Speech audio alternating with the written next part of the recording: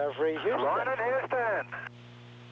Good morning, Discovery. Good morning, Houston. This is Discovery. I can tell it's going to be a great day this morning listening to the wake-up song. That's a doggone good piece of music, and that's in honor of the folks who won the Commander-in-Chief's trophy. I totally agree there.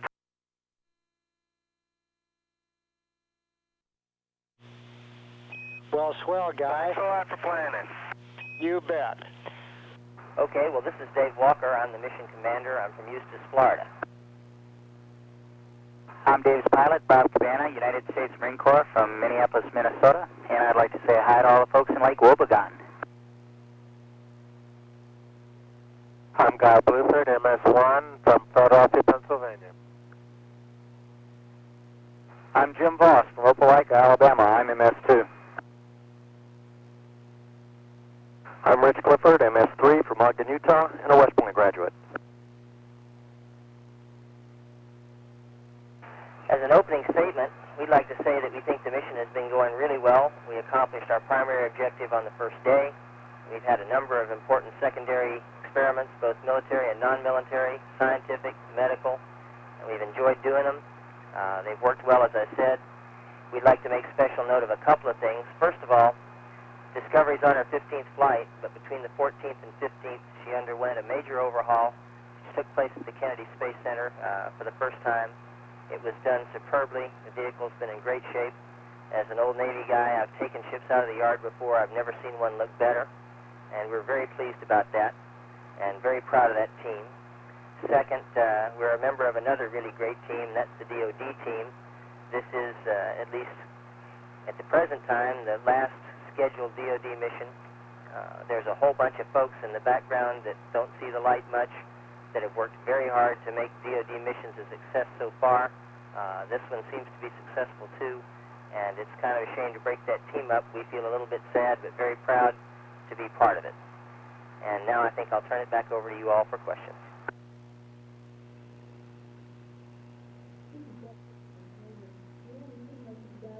TV downlink this week. We know that part of the reason is there was a classified payload aboard Discovery. I'd like Bob Cabana to describe for us some of the sights that we're missing out the window, and then I'd like Dave Walker to explain why the restrictions are in effect, the ones that are keeping us from looking over your shoulders all the time. Okay, here's Bob. Well, it's an absolutely fantastic view out the window. I wish we could share it with y'all, but there's just that chance that we'd show something we shouldn't. So I'll just have to wait till we get back, and you can see our movies and pictures and share it that way. But it's just a fantastic view of a beautiful planet that I've seen changes since the last time I flew. It looked at it maybe a little different perspective, partially because of the way we're orbiting the Earth. With a high inclination in our orbit, daylight, nighttime, the way it's set up, we spend a lot of time just traversing around between sunrise and sunset. So it looks a little different in the light, but it's certainly a beautiful place, and it's just a fantastic view. I'm really fortunate to have a chance to see it. I'll let Dave talk about the security aspects. Well, as you all know, we have been and remain under a cloak of secrecy with respect to the payload. That cloak of secrecy is based on valid national security reasons, which we as military people don't question. I would only remark that even though the world is a much safer and more peaceful place today than it was, for example, when I got out of the academy and went over to Vietnam, we still have reasons for national security and reasons for keeping the payloads classified. I think that the reduction in restriction that has been evident in this flight and the last DoD flight is evidence that we have adapted well to the new, more peaceful world that we live in. But I think the restrictions we have on this payload show that we still have an adequate and necessary concern for national security. This is Irene Brown with UPI. Along those same lines for the commander, with military budgets declining and a new administration coming into Washington, what do you see the role of the military man in space to be? Well, it's a little above my pay grade to give you much philosophy on that. I would like to say that based on results to date and the fact that a manned spacecraft like this is a unique asset in any military situation, we think there will always be a role. Depending on what you need to do, you can adapt. We have a lot of flexibility with this kind of a spacecraft, and we have an adequate number of military people and other folks who are not military but who have the proper security clearances to do those things. And we're ready to respond when the DoD feels like it needs us. NASA remains ready to work with the DoD as we always have been. This is Marcia Dunn with the Associated Press for Jim Voss. How impressed are you with the way Hercules has been working? How much detail can you actually see when you're taking the photographs in general? And in particular, what have you been able to see over Somalia? We've been very pleased with the Hercules hardware. Guy and myself have taken numerous photographs of prominent points of land or runways, things that we can easily identify and geolocate actually on the ground, and compare that with what the Hercules hardware says was the latitude and longitude of the point that we photographed. That's the purpose of the experiment. We have not really seen anything in great detail because we're focusing on getting our photographs. In fact, we miss a lot of the Earth observation photography because we're concentrating on finding a very prominent point that we can geolocate later. So we've missed some of the just sightseeing type pictures.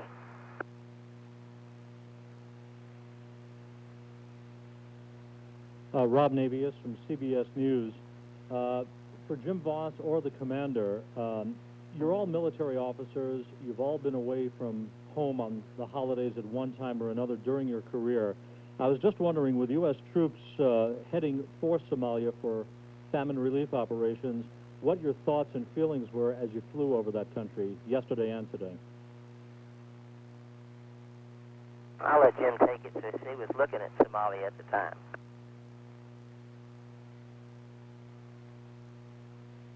Well, having spent several Thanksgivings away from my family because of military duty, including last November on STS-54, I know what it's like for our soldiers and sailors and airmen to be away from their home. But they're doing a good job, and I'm really pleased to see that they're able to go do a job like a relief effort instead of having to go fight a war. I know that we're supporting the United Nations when we go to Somalia, and if we do send folks over there to help out, I'm pleased that we as a nation are able to do that. This is Bill Harwood with CBS and Space News. For Guy Bluford, a report for the National Space Council recently recommended phasing out the shuttle around 2005 and replacing it with possibly a new system that might be a little cheaper to operate. Do you think the shuttle should continue to fly for another 20 years or so, or do you think it'd be more prudent for the nation to start looking at building some kind of a new vehicle? Well, I think we should try and get as much out of the shuttle as we can as we look at a possibility for developing a new vehicle. It's going to take us a while to develop a new vehicle, and it will probably come in line late or mid-2000s, but I think we should try and keep the shuttle going, updating the shuttle as we fly to try and get as much out of it as we can. This is Todd Halverson of Florida Today for, I think, Rich Clifford or whomever was doing the blast experiment this morning.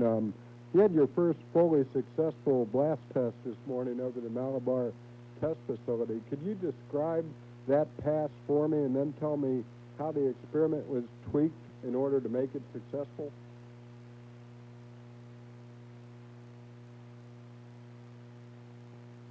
Certainly, and in most of the previous blast passes where we didn't get any data, we never saw the green laser light coming up either through a clear ground site or through the clouds.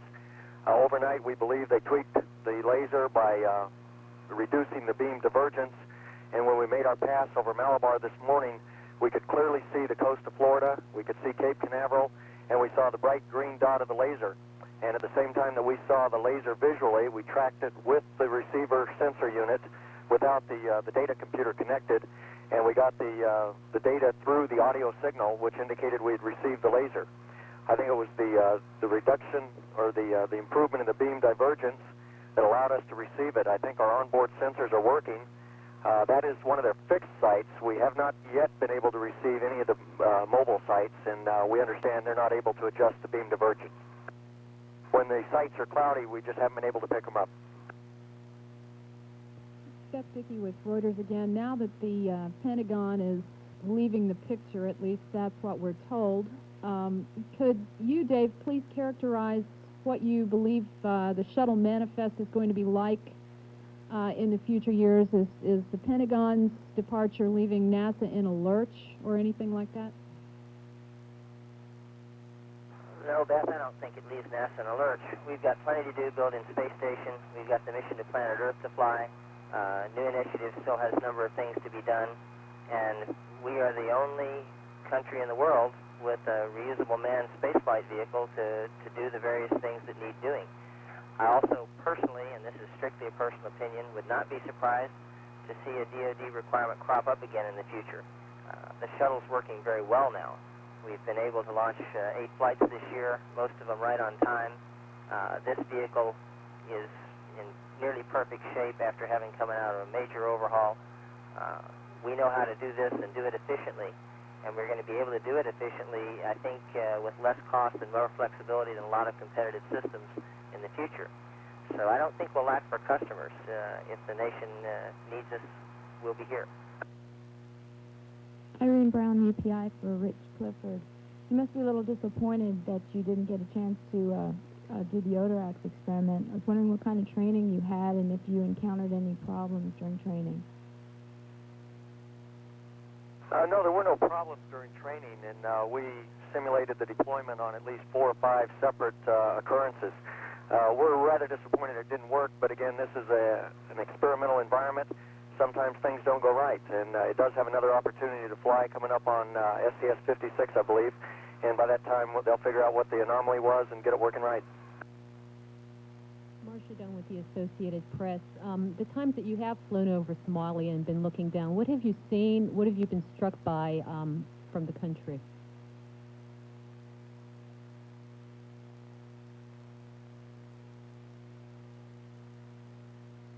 Actually, from 200 or 175 miles high, it's really difficult to see any detail. All that we can see is the contour of the land, and I think we're just struck by the beauty of the different scenes, the mountains, deserts, and all. It's I think it's just a matter of looking at it. I think you try and project what's going on down there as far as people are concerned, and sometimes it's kind of difficult when you see the whole planet. In fact, there were times during the flight, especially on this winter months over the northern hemisphere with the cloud cover and the snow, you look down and it's almost hard to believe that people live down there. But when you look close, you can see the signs of civilization. So I think it's difficult to really look down and picture the people living there. I think it's something that you have to be down close to the earth to a lot of times to appreciate. Rob Navy, CBS News again for Dave Walker. Dave, 8 shuttles were launched this year, the most since 1985. In retrospect, could you offer your opinion about NASA's shuttle report card for 1992? Well, I'm pretty biased, Rob, but I'd give us an A, maybe an A+. This is Todd Halverson of Florida Today again. Could one of you tell me how Hercules or a camera system like that might be able to be used to help in a tactical situation such as the one that is going on over in Somalia right now?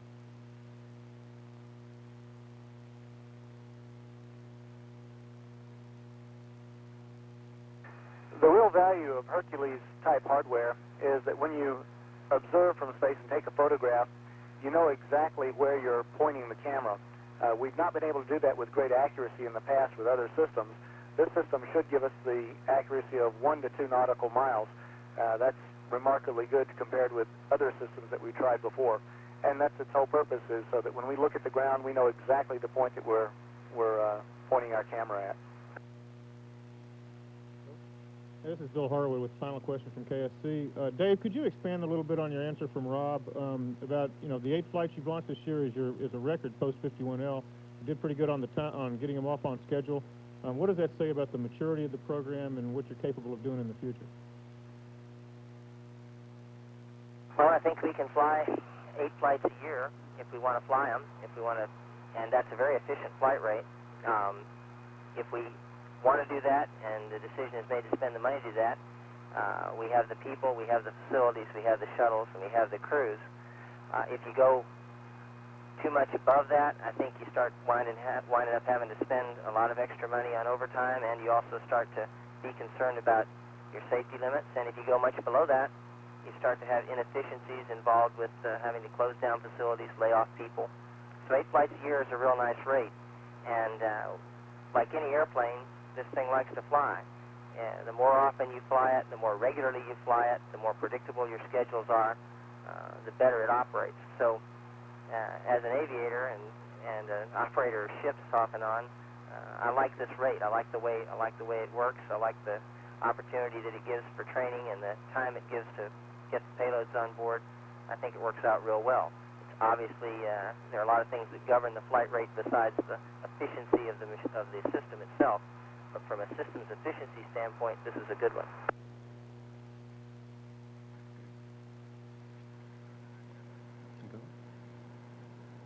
Is it on?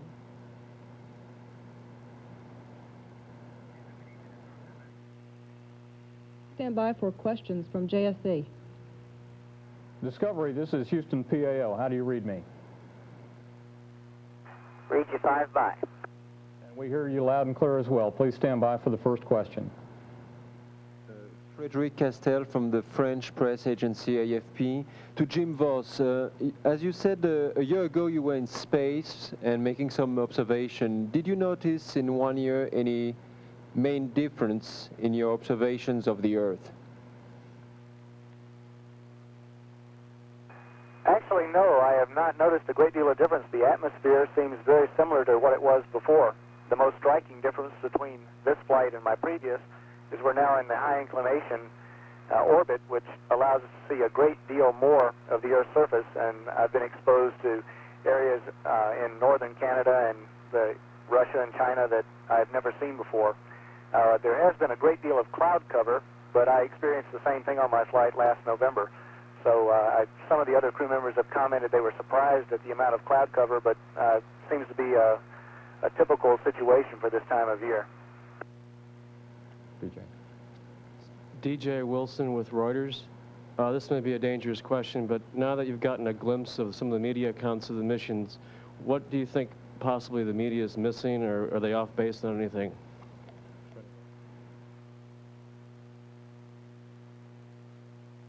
Well, from where we stand, of course, we're focused on the things that have gone well, and those in the news media often are more focused on that which is not. I think perhaps NASA is a little bit hostage to its own success in that so many things do go well, and it's such a tremendous team effort that makes that happen, that the media quite naturally becomes used to that and notices when things do not. We would always prefer to see you all focus on the good things, and you would always, by your very professional needs, have to concentrate on some of the ones that aren't so good. So I don't see any problem with the media coverage, as long as you all note duly the things that we do well. We won't complain when you see the things that don't go so well. I would point out that with a spacecraft like the Orbiter, when an experiment fails, you can fly it again.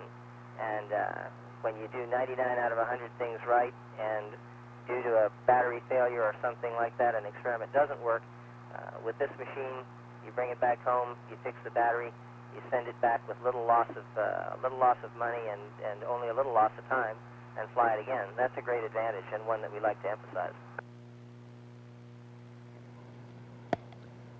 Frédéric Castel again. Just regarding, Commander, what you said about the batteries' failures, do you think that the batteries have a strange behavior in space, or there is any strange environment for the batteries, and you had an unusual amount of failures of different batteries?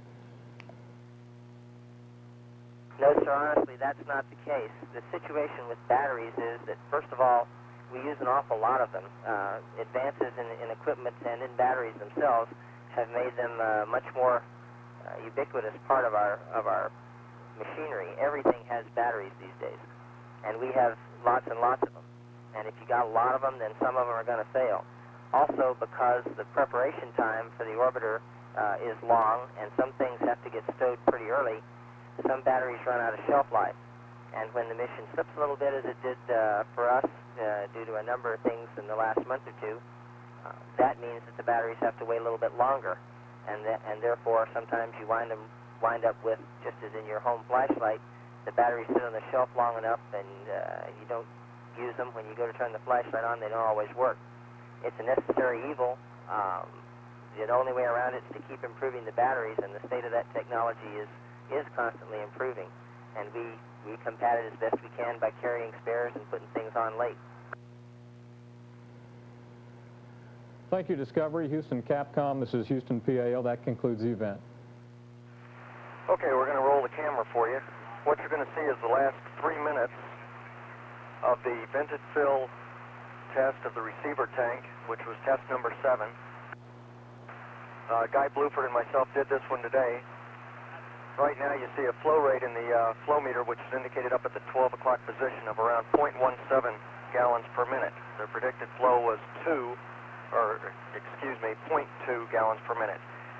In a minute you're going to see a hand coming into view, opening up the vent to the receiver tank, which will allow the flow to increase.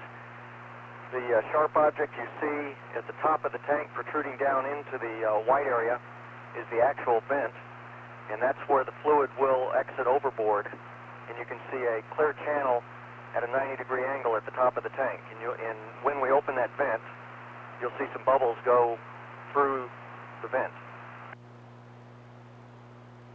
By opening the vent, you can see the flow rates clocking up, and now it's stabilized again at 0.2 inflow. During this whole test, if you look in the lower right-hand corner, that's the gauge 3 reading we've been talking about before. It's been stable at 10.0 throughout the test. You can see the flow decreasing again. Again, this is the later stages of the test. Here I'm pointing out the open area in the center of the tank. However, you can clearly see that the fluid has been coming in from the outer portions of the tank, filling to the inward, and it's now covering the vent. I'm getting ready to open the overboard vent again, and you'll see bubbles moving through the flow.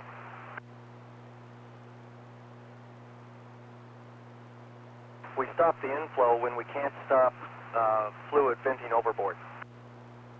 Okay, if you look carefully at the flow meter display, it's reading about 0.15. I'm going to make one more attempt to open the vent to see if we can't slow down the flow. The bubbles you see exiting are just boiling off of residual liquid in the vent itself. The vent right now is closed.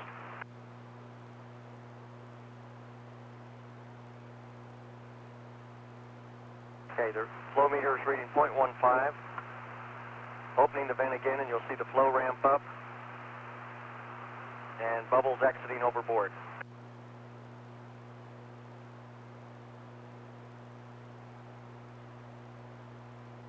And this is about what the tank looked like at the termination of the flow. There you can see bubbles moving through the receiver vent again.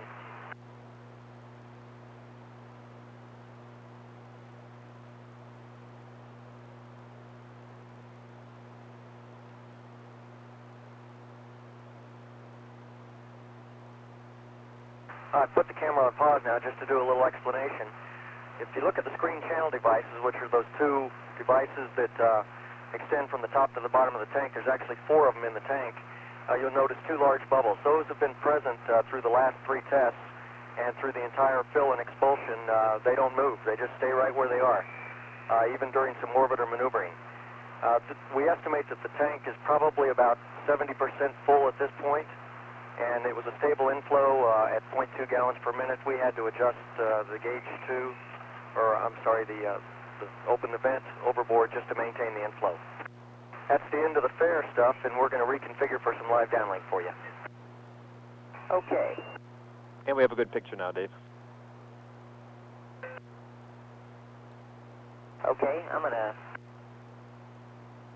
I'm going to go work some valve closures down here. Meanwhile, you can see Jim looking out the window, and I'm going to hand the mic off to Bob. Well, we got a couple things here. I'll let Jim talk. I'm going to punch play here, and we'll show you a little area work he was doing.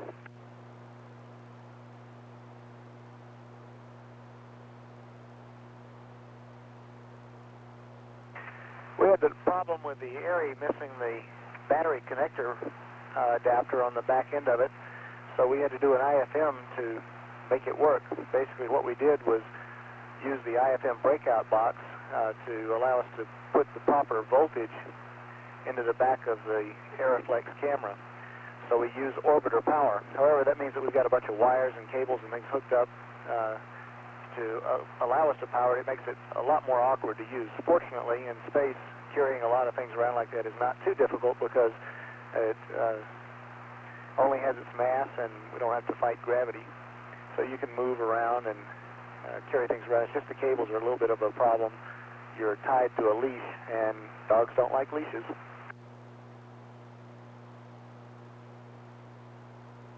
Here you see me coming downstairs with all of my paraphernalia with the Aeroflex to make it work. The breakout box is leading there, and it's got a voltmeter attached to it, a multimeter attached to it, and the various cables. The black cable runs to the orbiter, and then the white cable runs from the breakout box with the proper voltage for the Airy. It just means that to move it from the flight deck to the mid-deck is a little bit of a problem. Once you get there, you can set all your fixed pieces in place. They Velcro down nicely, get out of the way, and then you can shoot your movie film.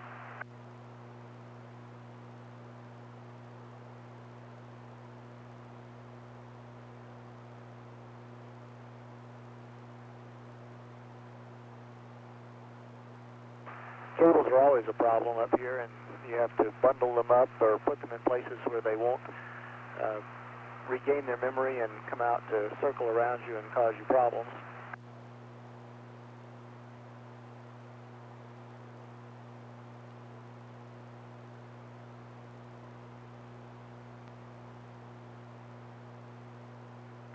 So after just a couple of minutes delay, I'm all set to shoot some more Airy.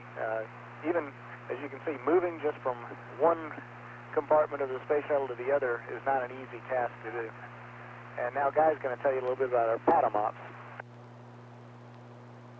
This has really proven to be a great tool, this PATM situation. Here I'm loading the PATM disk, and in the morning we exchange info with the ground. They read off our messages, and we read up their messages, and here I am in the process of pulling up info from the ground, including state vectors and messages for the day, as well as personal and news and stuff like that. This is discovering that this is also a very popular thing. Here I am reading the news for the day, which keeps us informed as to what's going on the ground, which is really helpful since you're sort of out of it here on Earth, in space. Another capability that we have, too, is the ability to print off the messages that are sent up, and I'm setting up right now to print off a message.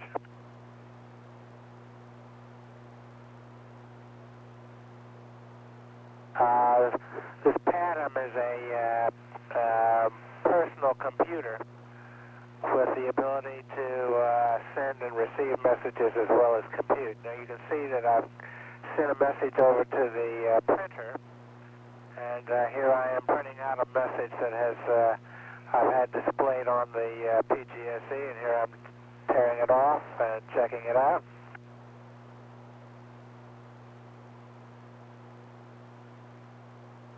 And you can see it comes through very nicely, and then we go on.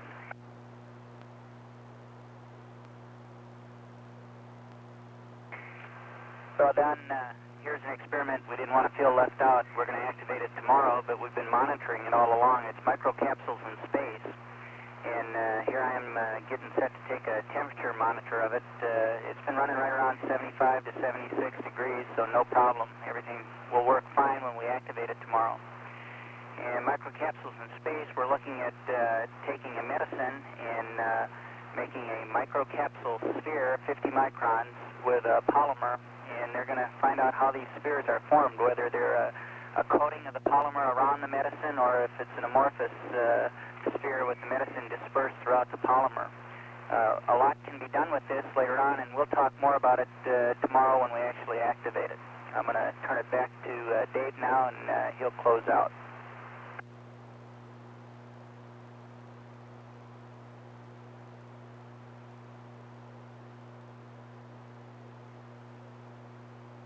Okay, Don, that takes care of the video. A little bit of status. We had, I'm slipping away here. We had blast ops earlier today. We had good pass, the first really good pass we've had on Malabar early this morning. And then we tried Edwards a little bit later, and somewhat later than that, Amos. We didn't have as much luck with Edwards and Amos. In the case of Edwards, we think clouds were obscuring it, and that was confirmed from the ground. And with respect to Amos, we think our track crossing angle was a little too large. We could not see the Hawaiian Islands, and so although I think the Amos site tracked us, we weren't able to acquire them with our seeker head, and we were not able to get any data, but we're going to keep trying with it. We think the equipment's working. It's just a matter of getting the coordination and the right weather to make it make the demonstration actually happen properly. We'd like to see some digital data actually get up, although the proof of concept is actually complete if we get the laser to illuminate us and we can detect it at all. So in that sense it's successful, but we'd like to see it be even more successful. The Hercules ops, we got somebody to talk here a little bit about that. I think Guy's going to tell you how Hercules did today, and then I'll be back for final words. Okay, on Hercules we started off great. We did it a line and we got a quality of 0.03, and we started to check out the targets that were given to us. We had problems picking up the targets that were assigned to us because of either weather or equipment problems. We did take a lot of shots of targets of opportunity, and the only target that we really did, I think, get a shot of was one of Winnipeg International Airport. We also checked out the 300 millimeter lens with the doubler. We got a few shots there. And we did have some equipment problems. We had one hard disk that we found was bad, and we also had a PDU lockup, which we eventually corrected. But we're hoping that tomorrow we'll have a better luck with the equipment, and we'll get some more successful runs. Okay, a couple more things, sort of as a real-time video walk-on. Rich would like to show you some additional fare data. This will be non-real time. It'll be fast forward. I'll let him narrate it now, and then he'll hand the mic back to me.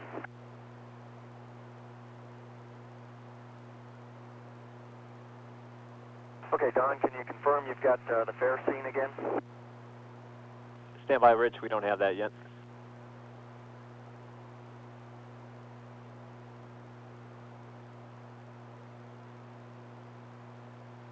And we have it now, Rich. Okay, I'm going to be fast forwarding through this. I just thought you might like to see what, that's why you see the lines across the screen. It just takes too long to downlink it real time. But this is the receiver tank expulsion to 5%. And the maneuver you just saw was the result of the orbiter maneuvering for one of the GCP tests. And you can see it does some pretty fantastic things to the liquid inside the sphere. And those were just Vernier maneuvers, so we couldn't feel them inside the orbiter ourselves, but you can see that the fluid certainly reacted to it. But the screen channel devices are very efficient, and the expulsion went according to plan.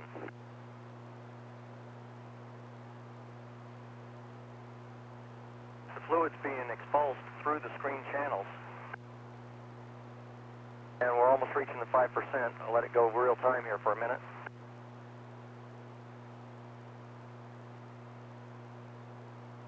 And that's what the tank looked like when it was 5% full. Back to Dave.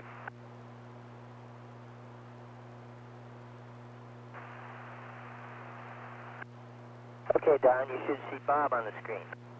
And we got Bob there on the screen. Big picture. Okay, I'm behind the camera, and I'm going to give him the mic. We forgot to mention GCP, which is becoming more active these days and getting to be interesting. Let me let him give you a few words on that, and then we really will be through, I promise.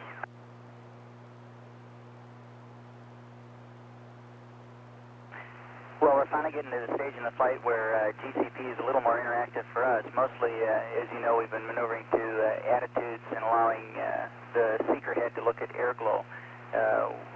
Unfortunately, we can't show you right now. Hopefully, after the flight, we can maybe see some scenes of it, but we've been watching it move around in the payload bay as it seeks, and it's working just great as near as we can tell.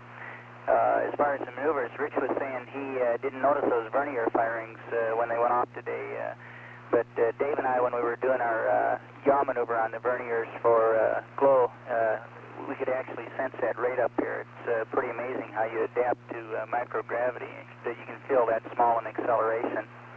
The maneuvers went just fine. We're looking forward to getting more work, seeing how the orbiter interacts with the atmosphere up here. Although we won't know the results of it, we're looking forward to the results when we get back. But as I'm sure the experimenters down there have made known to the press, what we're actually looking at is how the orbiter interacts with the atmosphere up here. And I know everybody says there's no atmosphere in space, but even up here at 170 miles, there's a few atoms running around, and we're trying to find out how a vehicle interacts with that atomic oxygen through its just the impact of it with its velocity vector, and also through primary and vernier RCS jet firings, as well as the water dumps that we've been doing. So we're looking to more good data on glow and, of course, cryo heat pipe. Here's Dave.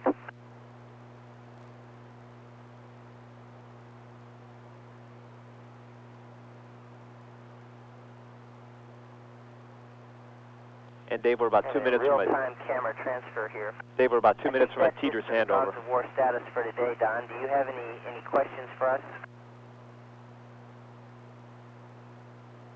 No questions at this time, Dave. Once again, 4 thumbs up for Dog Productions there, and we'll have a summary for you in a few minutes here.